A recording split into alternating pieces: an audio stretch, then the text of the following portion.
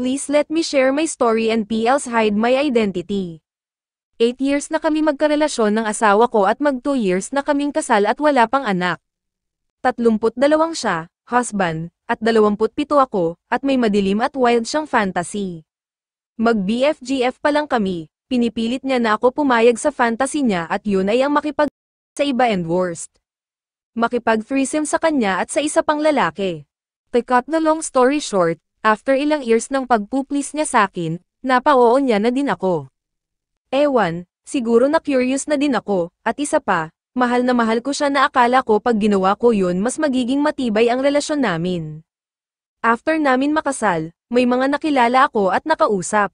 Pero kataasan puro video calls and chats lang, wala pa name meet kasi di pa buo ang loob ko. Until one time, isa sa mga nakausap kong yun ang nakausap ko ulit at siyang napagdesisyonan kong I meet. Habang malayo asawa ko pinag-meet niya na kami sa isang motel. At dun na nga may nangyari sa amin, nung una, wala kaming pakialam kung lang talaga. Usapan kasi lang kasi may asawa ako pero binata siya. Ilang weeks umuwi na asawa ko, at may nangyari na nga sa aming tatlo. Lagi kaming magkausap ni binata, pero nag-chat-chat din sila ng asawa ko.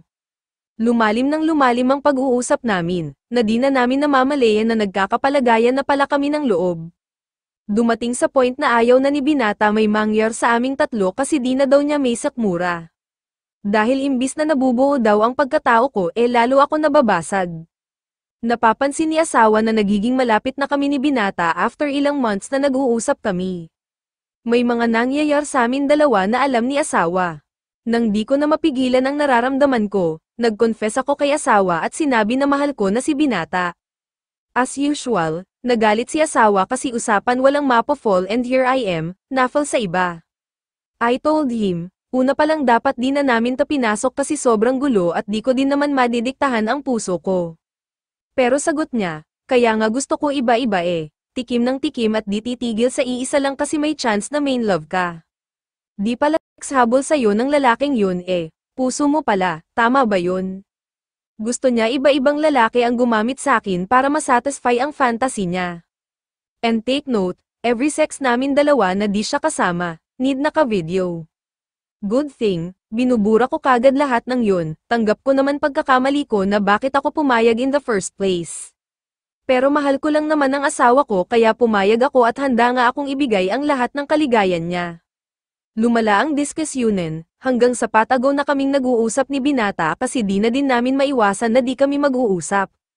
Nalaman niya ni asawa at nagalit siya, pero nagmagkaawa na bumalik kami sa dati at nangako na di na niya ako pipilitin sa kung anong pantasya niya maging okay lang kami.